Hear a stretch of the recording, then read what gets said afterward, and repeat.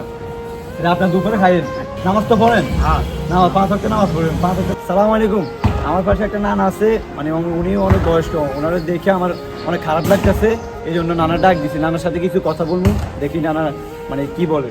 নানা, আপনার নাম কি? আমার নাম মোহাম্মদ বাবুল। বাবুল। আপনার ছেলে মেয়ে কয়জন? আমার ছেলে 4টে। সাইডটা, মানে আপনার ছেলে থাকতে আপনি এই বয়সে রিক্সা চালান? আমার একটা ছেলে বোবা, বোবা? যেটা প্রথম ছেলে সেইটা আমাদের বোবা। আর মানে একবারে অবশ, কাজ করতে পারে না। আর আপনার আর ছেলেগুলো?